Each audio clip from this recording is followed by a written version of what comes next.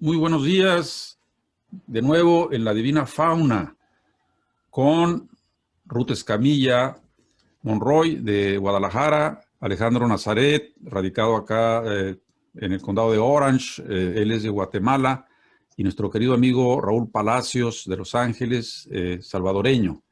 Estamos esperando a Damaris, también de El Salvador, tuvo algún percance seguramente, pero va a llegar, va a llegar. ¿De quién vamos a hablar ahora en este programa? Pues nada más y nada menos que de Federico García Lorca, el príncipe de la luz.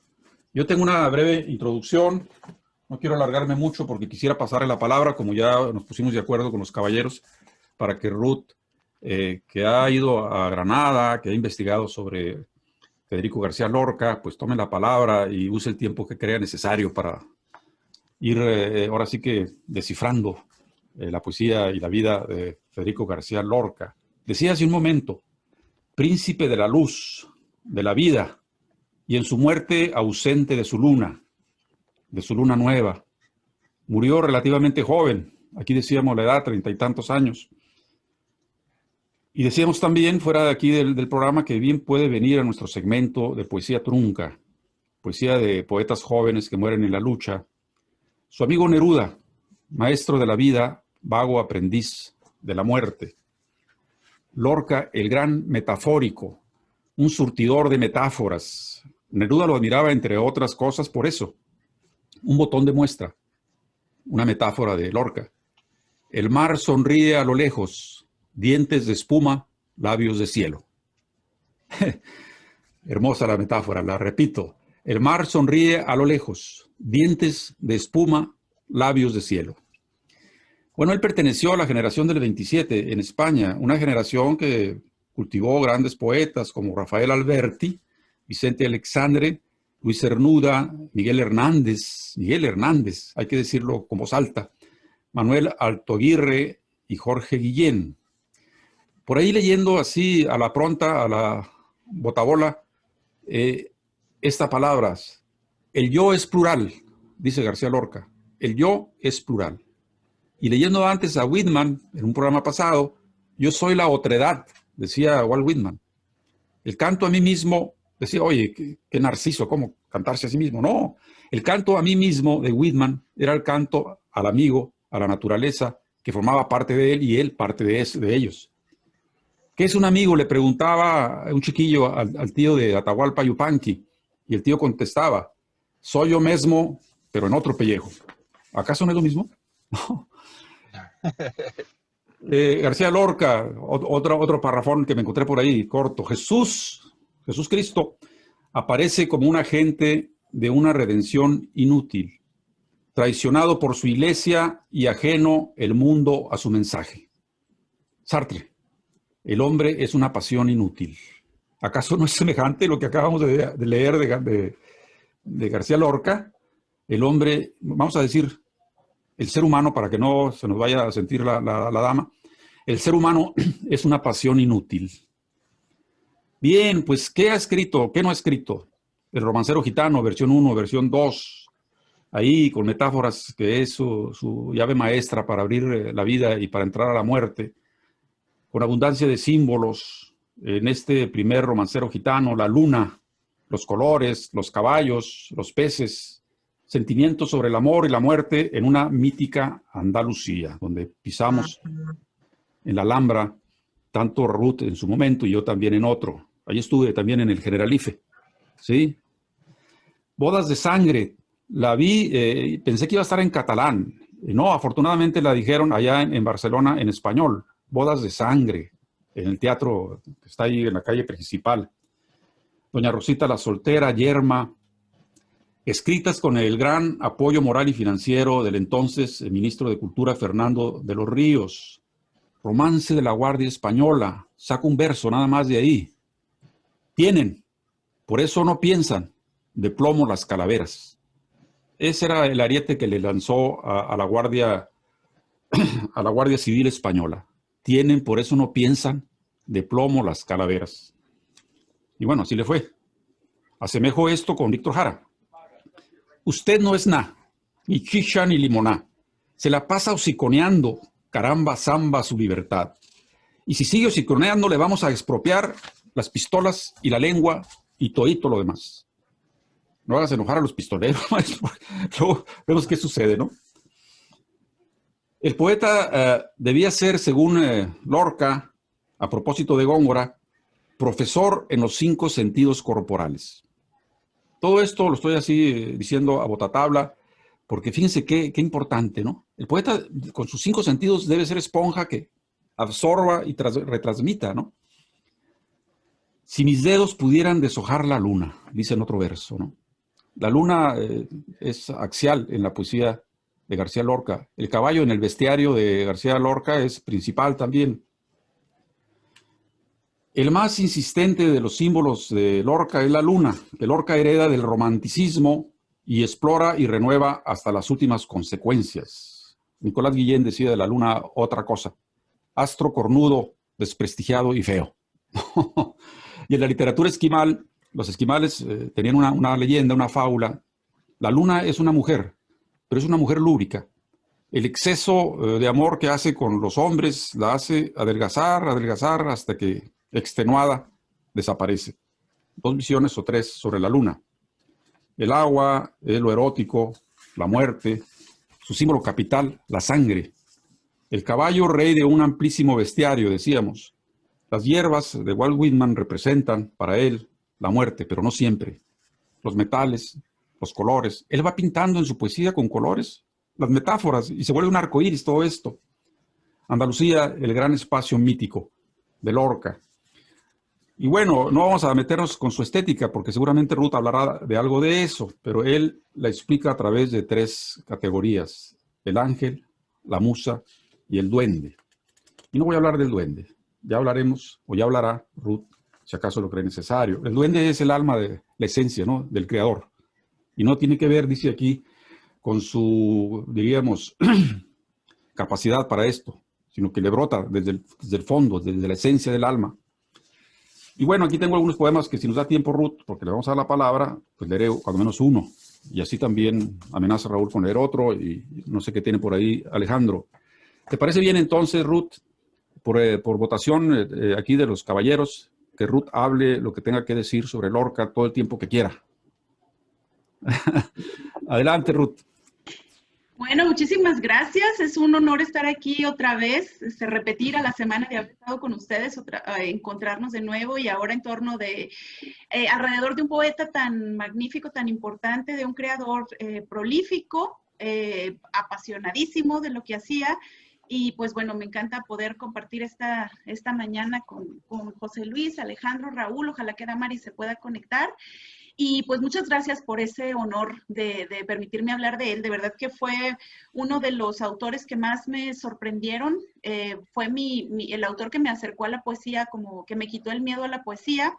Tuve una maestra muy buena, la maestra Lavinia Cueva, que ella en la clase de poética, no, géneros literarios, me daba ella como en el tercer semestre o tercer semestre creo, y ella leía los poemas del romancero gitano y nos ayudaba a entender muchísimo las metáforas. Entonces, recuerdo bastante cuando nos leyó el de Preciosa y el aire, y entonces nos descifró ese inicio de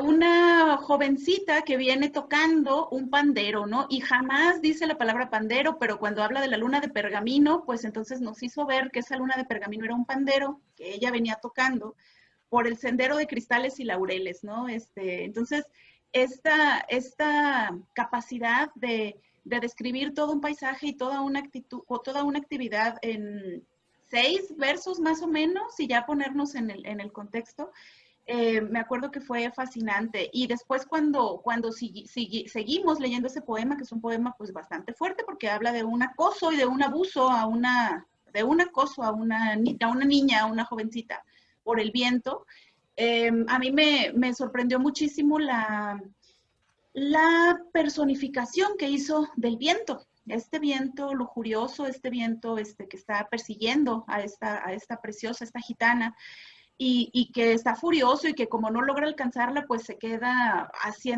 mordiendo las tejas de la casa donde la resguardan.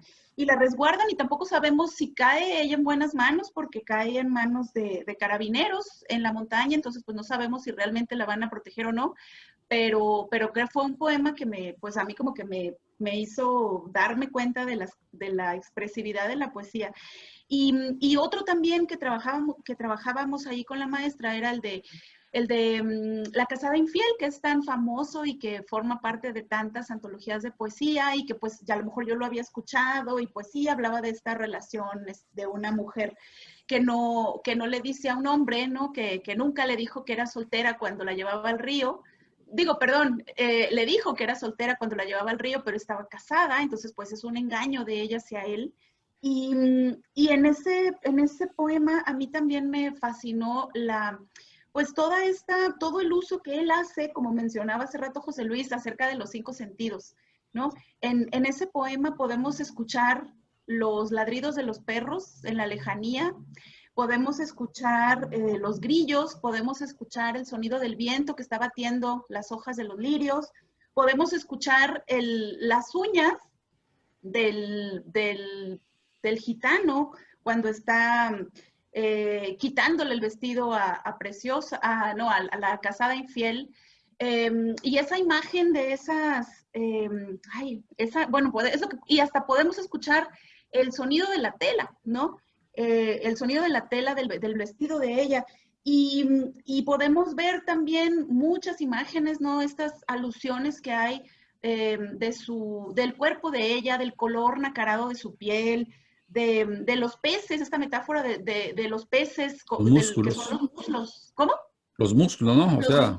Sí, los muslos de ella como peces que se trataban de escapar, ¿no? Entonces, y bueno, pues está el tacto, está el olfato, está el gusto, están todos los sentidos en esa historia que nos cuenta y que nos habla pues de ese corazón roto, ¿no? De este hombre que le hizo el regalo y todo, ¿no? Como para el cortejo, y pues que fue engañado por ella. Entonces, bueno, me encantó. Y aparte que, sí, perdón, ya me emocioné, pero alguien quería hablar.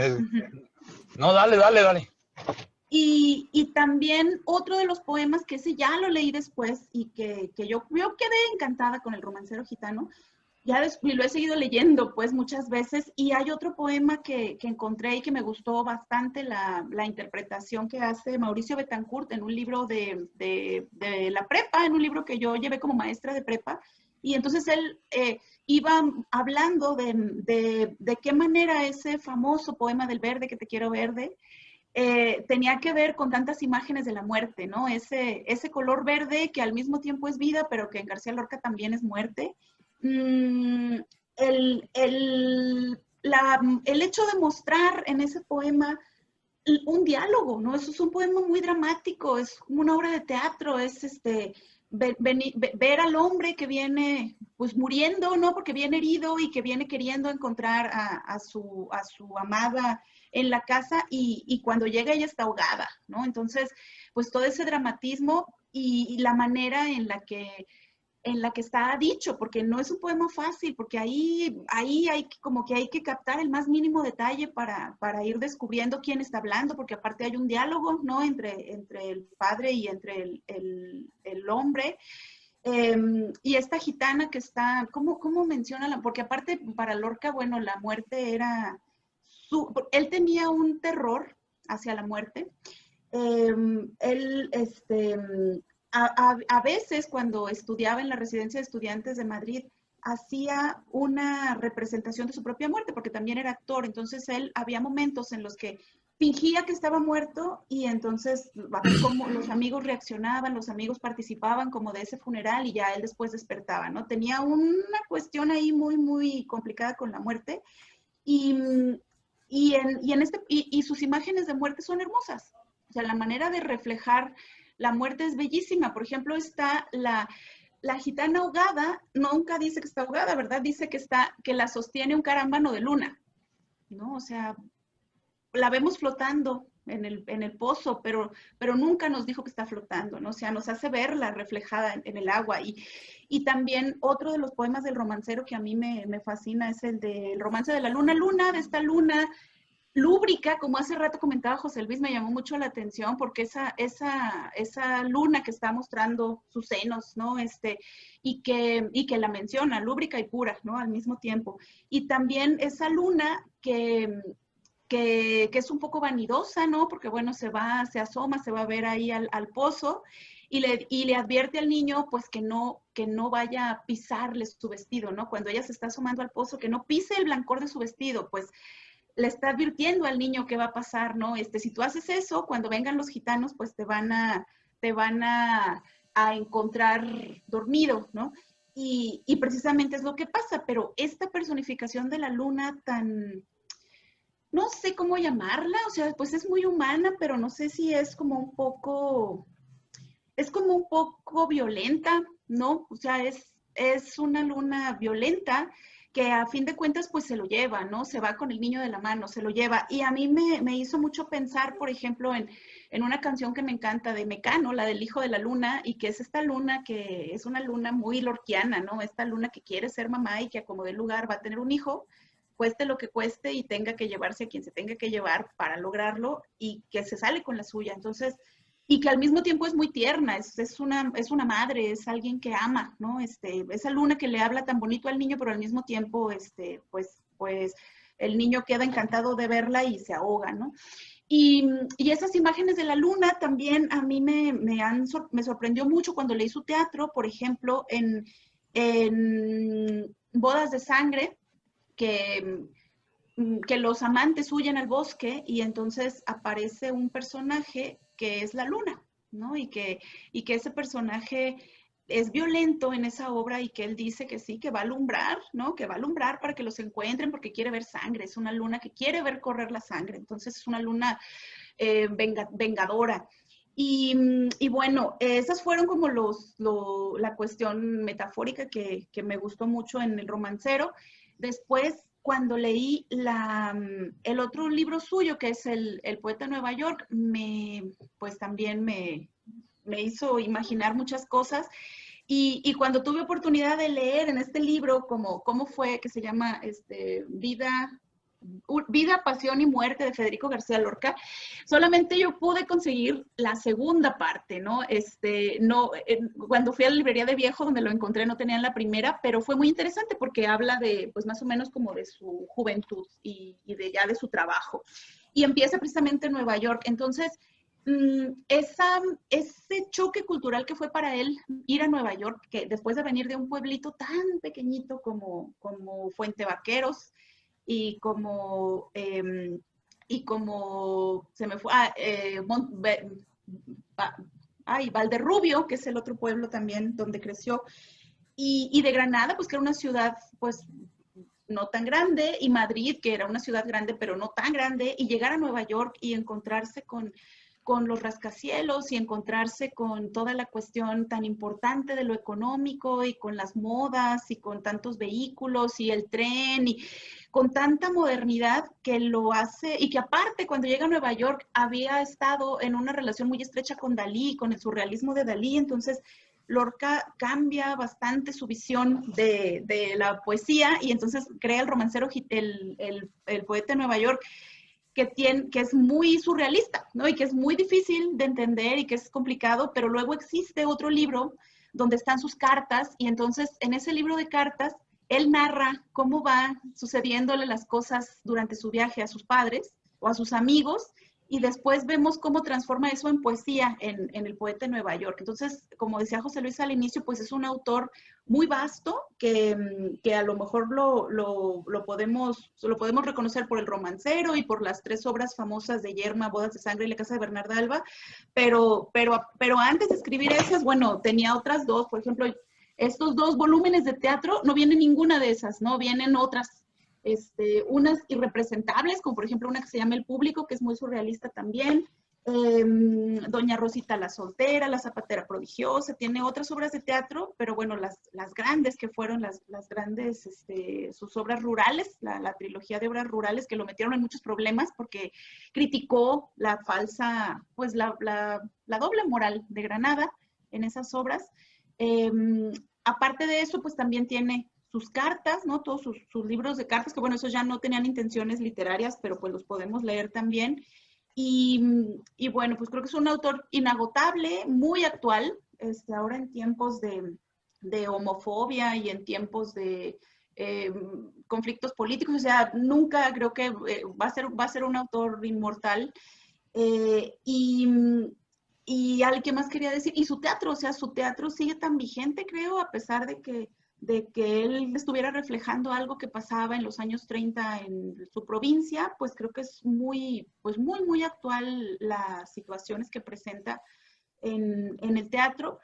Y por ejemplo, bueno, ya después les compartiré, pero sé que el próximo, no sé exactamente cuándo, porque ya se iba a estrenar en julio, pero estaban preparando una representación de Bodas de Sangre aquí de la casa, no, sí, de Bodas de Sangre aquí en Guadalajara, y de la Casa de Bernarda Alba en teatro, y lo van a transmitir a través de redes, de salas virtuales de teatro. Entonces, pues ya luego les comentaré cuando me entere bien de cómo funciona.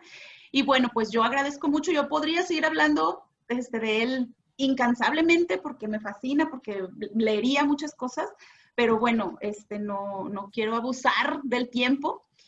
Y bueno, además les quería comentar de otro libro, que es también del mismo Ian Gibson, que es su biógrafo, creo, quizás el más, el que se ha dedicado más a él, que es irlandés, este señor. Y este libro habla de esa relación Lorca-Dalí y de cómo influyó uno en el otro, y de cómo hizo recomendaciones, hizo críticas de la obra uno del otro, y de cómo había pues una cuestión amorosa y una cuestión también de rechazo por parte de Dalí, ¿no? Lorca sí aceptaba su homosexualidad, Dalí no. Entonces, pues ahí había una gran dificultad en esa relación, y que terminó muy mal, ¿no? Terminó muy mal con las alusiones que luego hizo Lorca, que hizo Dalí hacia Lorca en la película del perro andaluz, porque pues Buñuel tenía como una situación de mucho machismo, y entonces luego usan las imágenes o textos o alusiones a Lorca en esa película. Y bueno, según este libro, pues Dalí muere nombrando a Lorca, ¿no? Y pues como muy triste, muy arrepentido, muy dolido, ¿no? De que hubieran terminado tan mal en una relación que había sido tan bonita en la residencia de estudiantes. ¿Y qué más? Pues hay otra también de un autor jalisciense, Fernando del Paso, que acaba de morir hace 2 años, uno de los grandes autores contemporáneos de Jalisco. Y él escribió La muerte se va a Granada, que es una obra de teatro donde habla de la muerte de Lorca, y usa mucho del estilo poético del teatro de Federico García Lorca. Entonces, ese libro ahorita al ratito se los muestro porque lo dejé en el librero, pero también pues creo que es otra manera de hacerle un homenaje a este autor que pues que dio tanto, ¿no? Que dio tanto y que ha sido maestro de tantos poetas, y uno de los grandes, uno de los que, bueno, toda la generación del 27, ¿no? Que empezaron con esa idea de que la poesía era algo estético y que era el arte por el arte y que no tenía que hablar de las cosas sociales, y a partir de, pues de estos, pues de darse cuenta, ¿no? De la realidad, Lorca viajó a los pueblos, a los pueblitos pequeñitos de España, y él se dio cuenta de que había pues todos los conflictos, toda la ignorancia en la que vivía la gente, etcétera. Y cuando empiezan estos conflictos, que bueno, él muere en el año que se desata la guerra, en el 36 lo matan, pero fue de los que dijo que había que meterse al lodo y ensuciarse las manos para rescatar las azucenas del lodo, ¿no? Entonces la poesía ya no podía seguir siendo algo nada más artístico, tenía que comprometerse, y pues como lo hicieron los autores de la generación del 27. Y bueno, pues con eso termino. Muchas gracias. Bien, pero aquí vas a estar, vas a poder seguir hablando a la hora que participen los compañeros. Yo quiero apuntar dos cosas. Tú dijiste, Lorca asume su homosexualidad, pero Dalí no. Entonces, ¿Dalí también era homosexual? Pregunto. Según lo que este libro cuenta, sí, pero como no hace, pero reprimido, pues, según lo que cuenta Ian Gibson en la biografía. No es biografía, más bien es el libro que habla de la relación que ellos establecen. Entonces, en las cartas, en los testimonios y demás, hay como una evidencia de ese amor, de esa atracción de Dalí hacia Lorca, pero no la aceptó nunca. Bien, pues Neruda fue recibido por Lorca bajando del tren. Lorca tenía un ramo de flores para él. Y obviamente Neruda no se escandalizaba por eso. El amor, ¿no? El amor es universal. Tú hablabas de la generación del 27. Miguel Hernández, Alberti, Lorca.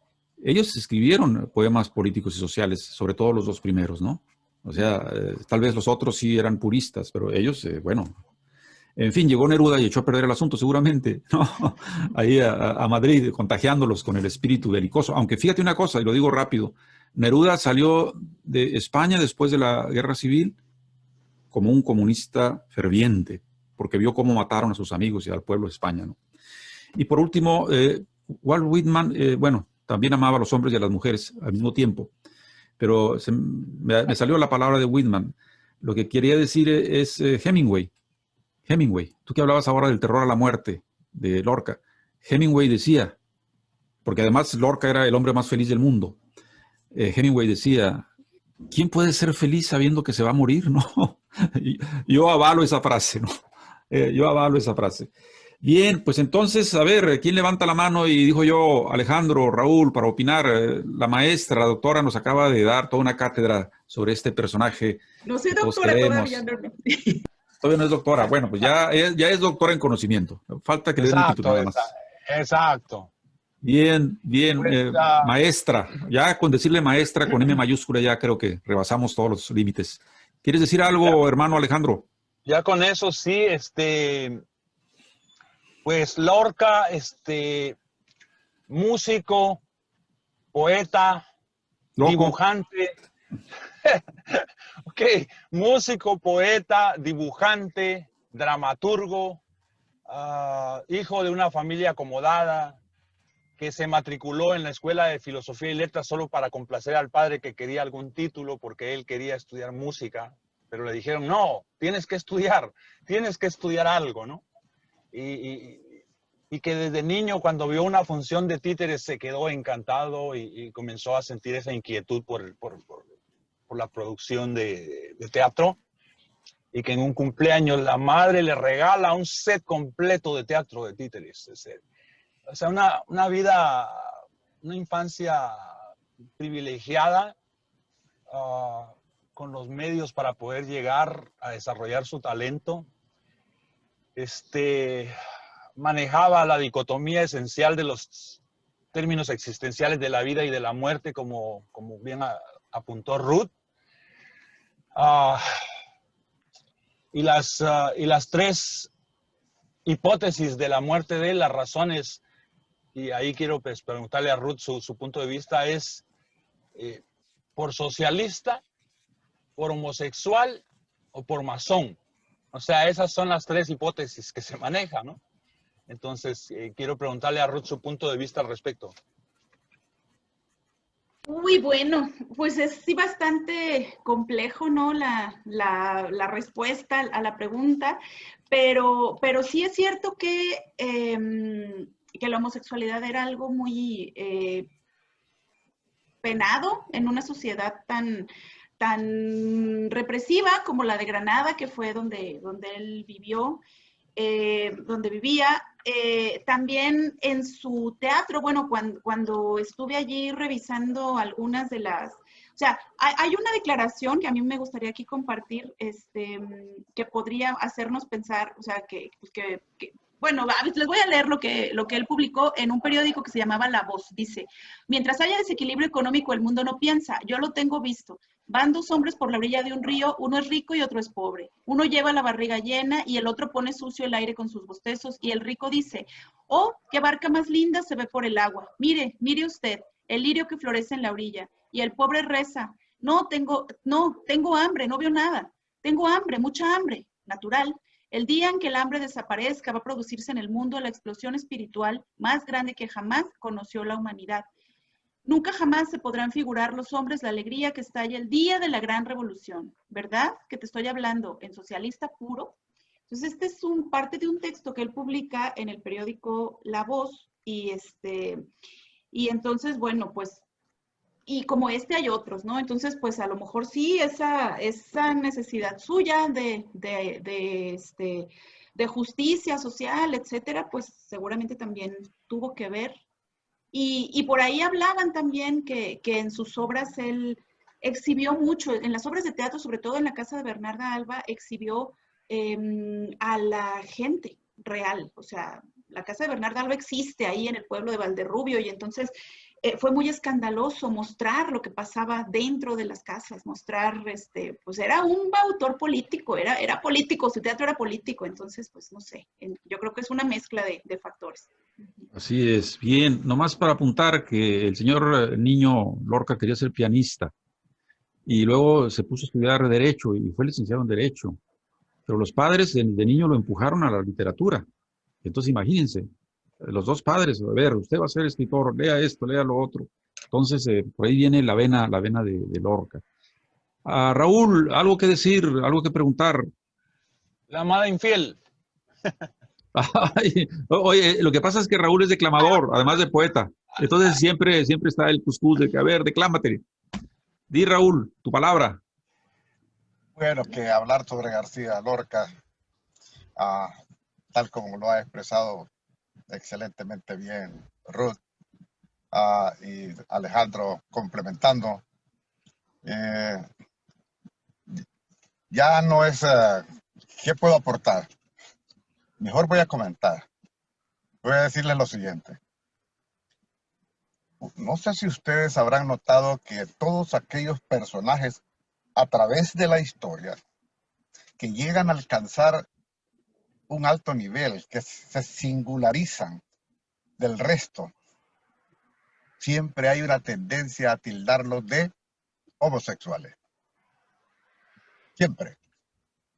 Así ha sucedido con la gran mayoría de los personajes protagonistas de la historia universal. Entonces, García Lorca no es raro que sea sujeto de ese tipo de crítica o de comentarios que se realizan, o de alguien que presuma ser su biógrafo. Lo cierto es que dentro de cada uno de ustedes y yo, ¿qué sabe nadie? Como dice Rafael, o como quien escribió la canción que Rafael popularizó tanto con aquello de ¿qué sabe nadie? ¿Qué sabe nadie de mis íntimos deseos? Entonces eso se queda en una parte que para mí es privada y que yo respeto mucho la homosexualidad en cualquier sentido que esté dirigida, Y la respeto mucho porque esa es una inclinación muy personal y me interesa lo que ellos como personas logran edificar.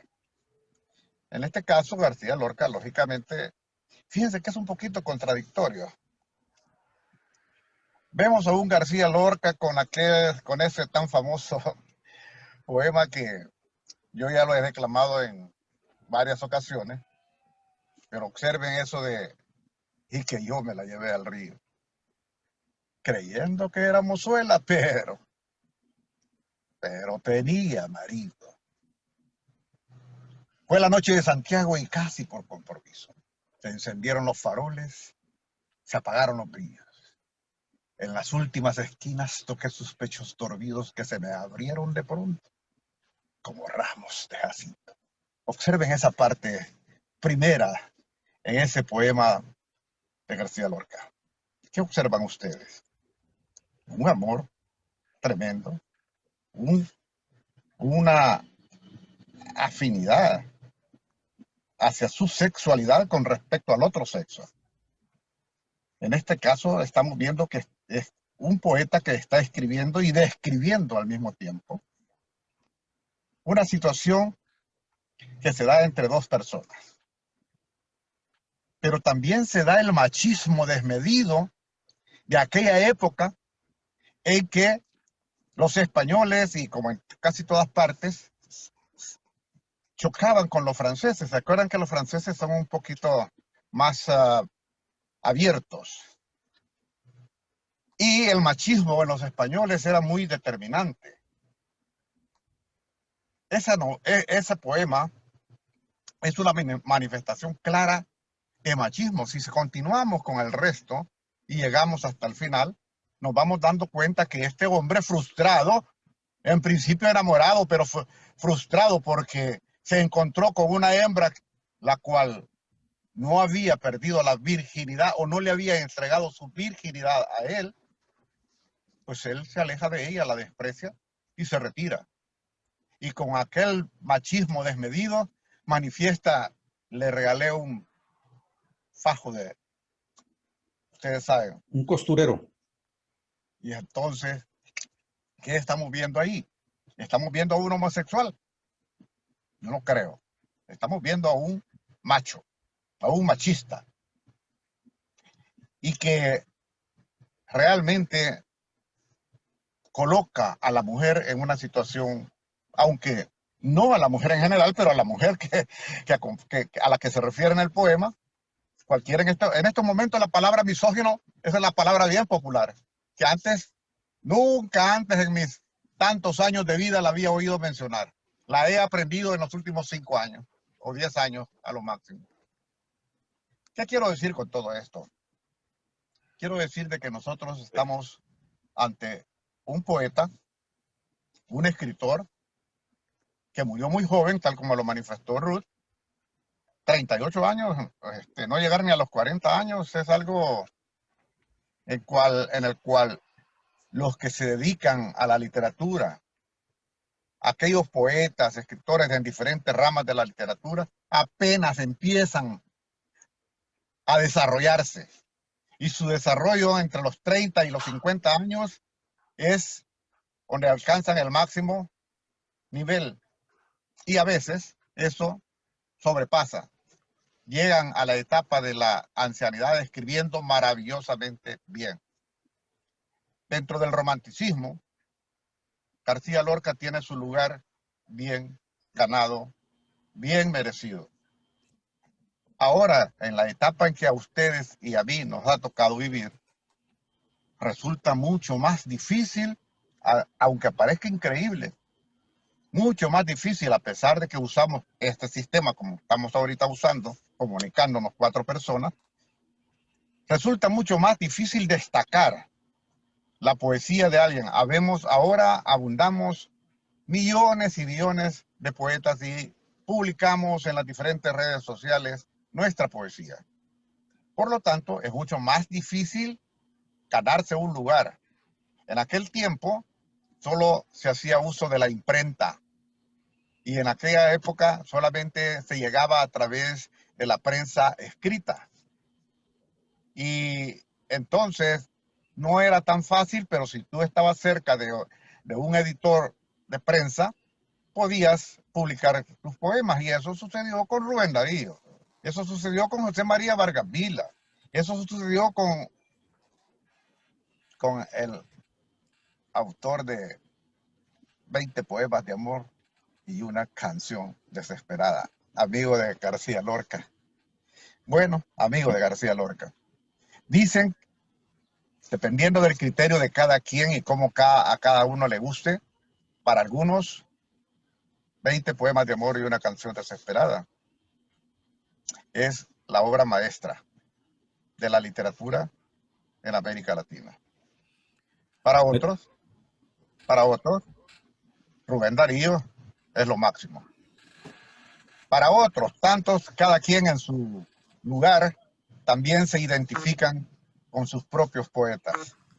En México, muchos tienden a manifestar a Amado Nervo como el poeta del modernismo romántico.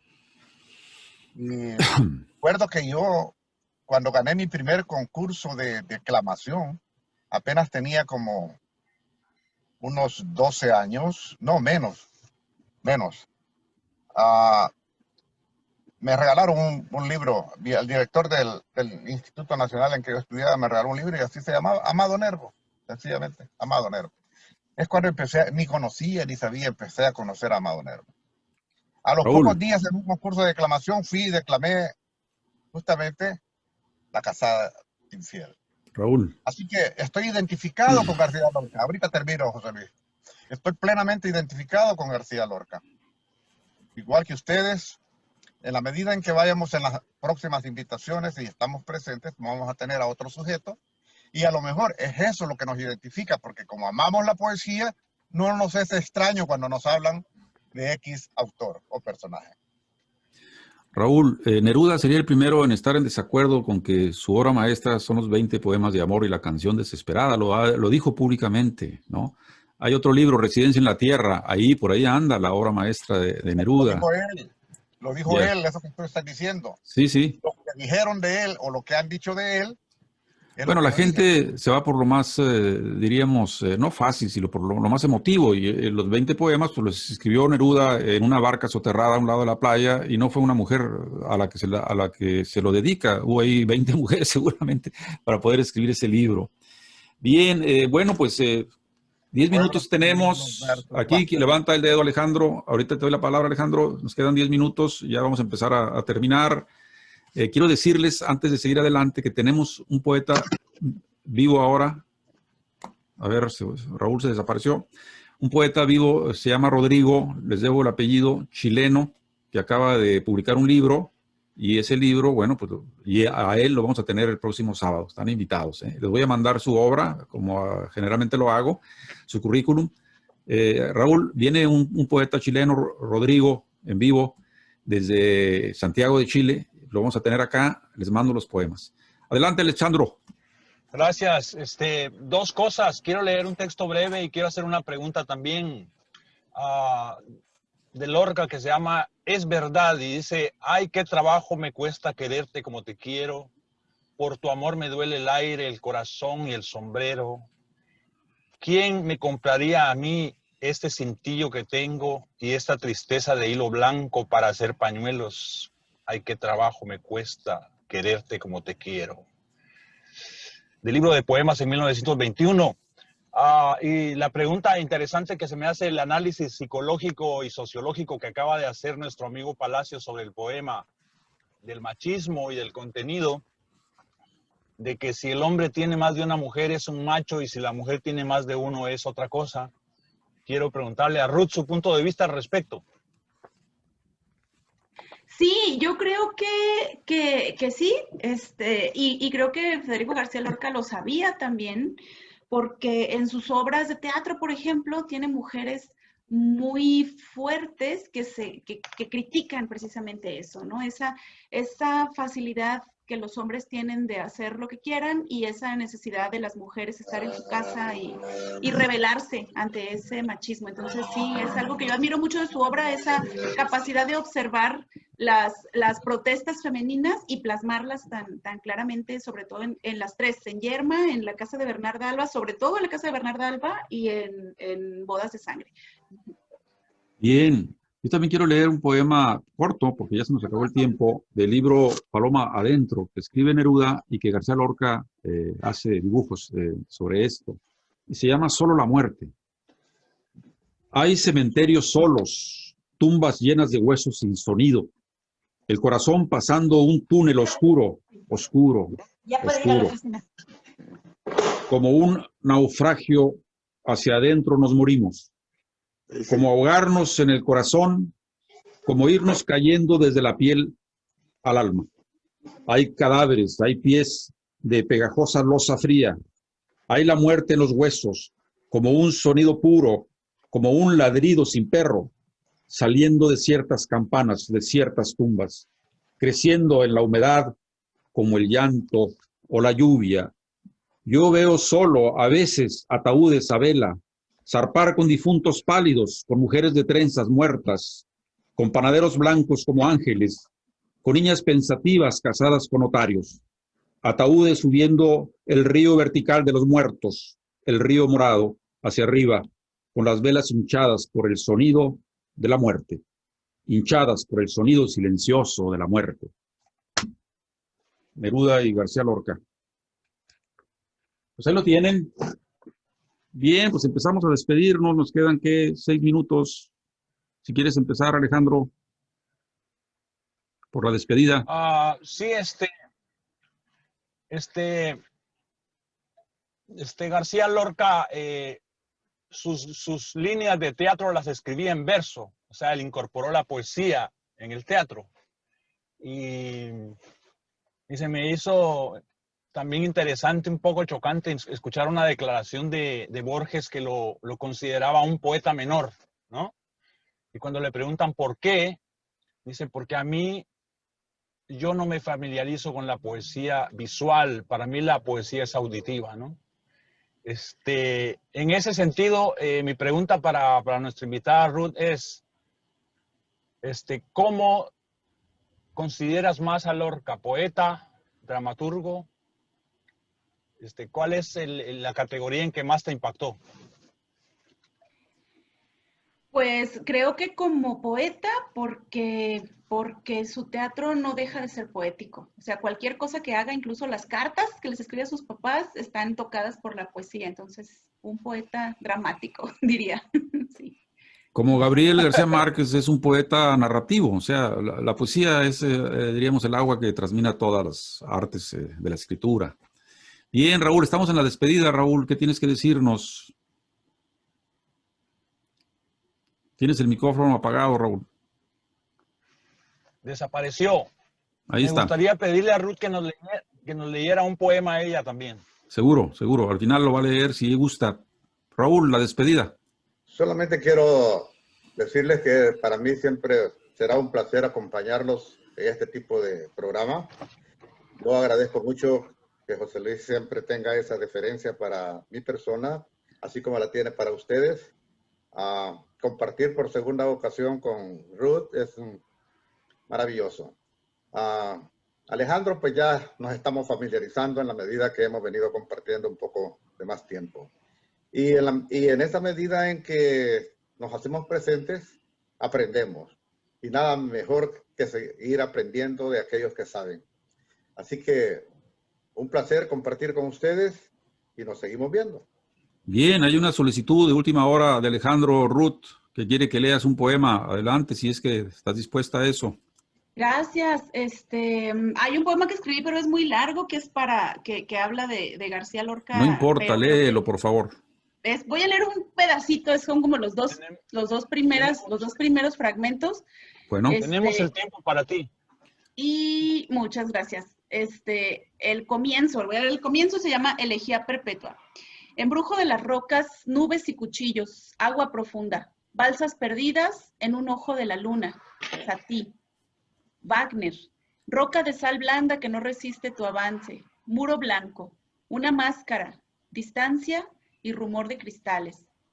Cuerpo que se rompe, moscas, tu nuca, detrás mi sombra, detrás siempre, incapaz de verte a los ojos. Es el comienzo, digo, es muy largo y bueno, después se los comparto completo. Está así como por fragmentos y tiene mucho que ver con la historia de Lorca y de Dalí. Y a mí me gustaría cerrar comentándoles algo sobre el lugar donde lo mataron. Pues no sabemos dónde están sus restos, ¿verdad? Pero el lugar donde lo mataron tiene un nombre árabe y se llama Ainadamar y significa fuente de las lágrimas. Entonces, hay un poema del siglo XIV de un árabe que describe ese lugar y que creo que tiene mucho que ver con con las personas que están ahí y entre ellas, pues García Lorca. Este poeta árabe dijo en el año 1372, es mi alejamiento de Ainadamar que me detiene el pulso de la sangre, lo que hace brotar un chorro de lágrimas del fondo de mis ojos. Sus aguas gimen con la tristeza de aquel que, esclavo del amor, ha perdido su corazón. A su orilla entonan los pájaros melodías comparables a la del mismo Mosulí, recordándome el remoto pasado en el que entré en mi juventud. Entonces, bueno, este poema me hace pensar mucho en Lorca, ¿no? Aquel que, esclavo del amor, ha perdido su corazón y que pues está en algún lugar de Ainadamar, que no sabemos dónde, junto con tantas otras personas que murieron en ese sitio. Sembraron a Lorca ahí y crecen flores en todo el mundo, en todo el universo de su poesía. Sí. Bien, gracias Ruth, complacido Alejandro, Raúl, les vuelvo a invitar, próximo sábado, misma hora, tenemos a Rodrigo, poeta vivo de Santiago, chileno. Su esposa es una gran promotoraza de la poesía, es doctora en letras, y ellos fundaron un grupo en Valparaíso que se llama La Casa Azul. Yo voy cada año a Valparaíso, mis señores de allá, y entonces allá los veo. Y vamos a tenerlo aquí. Ojalá puedas acompañarnos, Ruth, y gracias. Vamos a invitar a más gente.